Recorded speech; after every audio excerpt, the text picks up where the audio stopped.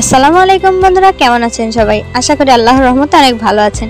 Ready করা থেকে হয়তোবা বুঝতেই পারছেন আমি এটা কি করতে চলেছি। আজ স্পেশাল মানুষের জন্য তার পছন্দের শুটকি ভর্তা করব, আর এটা আপনাদের সাথে শেয়ার করছি।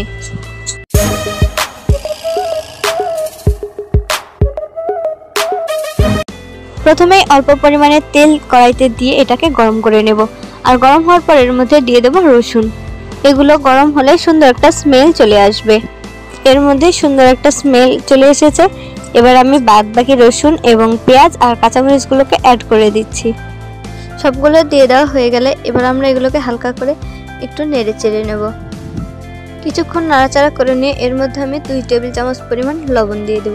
এটা আপনারা আপনাদের স্বাদ মতো দিবেন।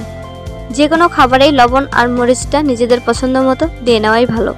এখন আমি এগুলোকে নাড়াচাড়া করতে করতে এক পর্যায়ে যখন ভাজা ভাজা হয়ে আসবে সেই মুহূর্তে আমি ধুয়ে রাখা শুটকিগুলোকে দিয়ে দিচ্ছি।